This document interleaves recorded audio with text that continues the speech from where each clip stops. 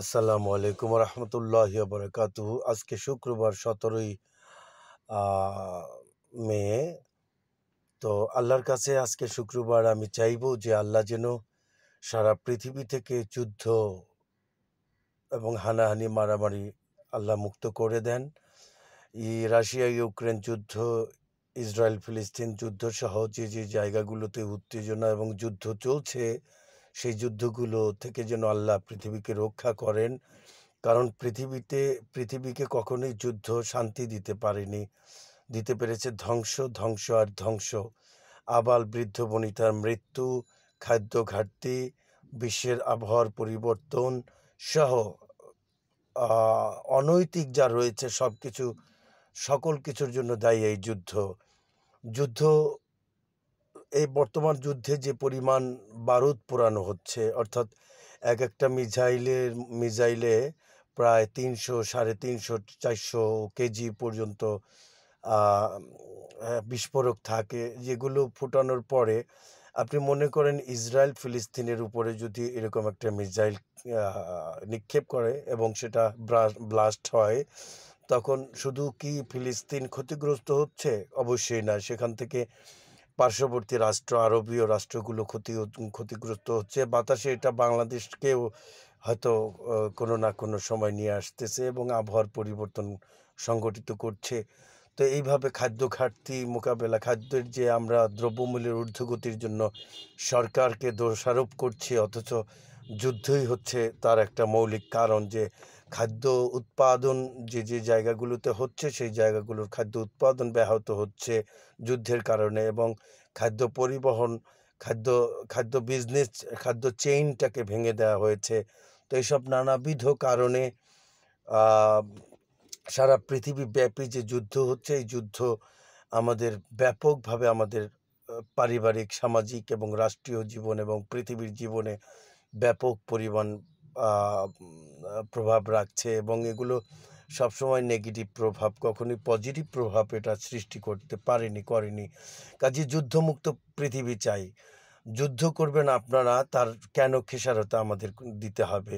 যুদ্ধ করবে ইসরায়েল ফিলিস্তিন, খেসারত কেন অন্য পৃথিবীকে দিতে হবে? যুদ্ধ করবে রাশিয়া ইউক্রেন, খেসারত কেন আমাদেরকে দিতে হবে? এরকম সারা পৃথিবীব্যাপী যুদ্ধ মুক্ত একটি সংগঠন। আগে দেখতাম যে মানবতাবাদীগুলো, মানবাধিকার গ্রুপগুলো কখনো কোনো অনৈতিক বা যুদ্ধ অবস্থা দেখা দিলে তখন তারা সারা পৃথিবীব্যাপী একটা গণসংযোগ তৈরি করতেন এবং যুদ্ধবিরোধী বা সন্ত্রাস বিরোধী একটা ব্যাপক প্রচারণা চালাতেন। কিন্তু ইদানিং আমরা সেটা দেখছি না। যাও দেখছি অপ্রতুল।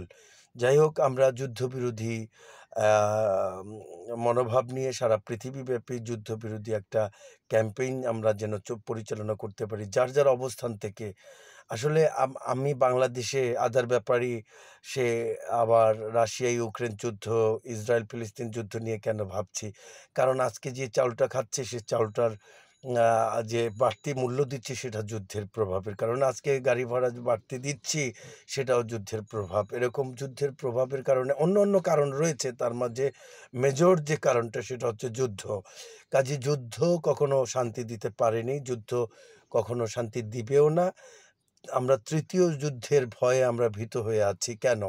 কারণ হচ্ছে সারা পৃথিবীতে যারা লিডিং দিচ্ছেন, আমাদের লিডার রয়েছেন, বিশ্বব্যাপী বিশ্ব লিডার, তারা কখনোই এখন আগের মতো শীতল যুদ্ধ বা বাকযুদ্ধে নেই। তারা এখন সরাসরি সমর যুদ্ধে লিপ্ত হয়েছেন। এই সমর যুদ্ধে লিপ্ত হওয়ার কারণেই যত অঘটন, যেমন বাংলাদেশে তাপমাত্রার ঊর্ধ্বগতির মৌলিক কারণগুলোর মধ্যে একটা রয়েছে বাংলাদেশে যে রয়েছে, গাছপালা রয়েছে, প্রাকৃতিক ভারসাম্য, সেই ভারসাম্যটা আমরা নিজেরা ধ্বংস করে দিয়েছি বিভিন্ন পর্যায়ে গাছ কেটে, বিভিন্ন কিছু করে, খাল, নদী, নালা ধ্বংস করে।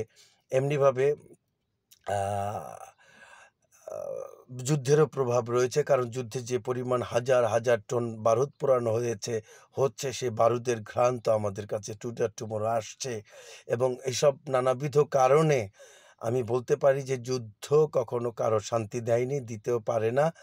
আমরা আমাদের বাংলাদেশ থেকে আমরা যুদ্ধের বিরুদ্ধে আল্লাহর কাছে দোয়া করব যেন আল্লাহ যুদ্ধমুক্ত বিশ্ব আমাদেরকে উপহার দেন, এবং আমরা যেটা পারি যুদ্ধের বিরুদ্ধে ক্যাম্পেইন পরিচালনা করা সেটাও যেন আমরা করি।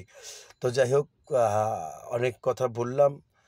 মনে অনেক ব্যথা, অনেক কষ্ট। কারণ আমরা ফিলিস্তিনে যে পরিমাণ আ গণহত্যা দেখেছি, আ অমানবিকতা দেখেছি, মানবাধিকার লঙ্ঘন দেখেছি, তাতে স্বাভাবিকভাবে ভালো থাকার কোনো কারণ নেই। এগুলোর বিরুদ্ধে তীব্র প্রতিবাদ জানাচ্ছি এবং যুদ্ধমুক্ত বিশ্ব কামনা করছি। আল্লাহ যেন কবুল করেন। আমিন, আমিন, আমিন, সুম্মা আমিন। আসসালামু আলাইকুম ওয়া রাহমাতুল্লাহি ওয়া বারাকাতুহু।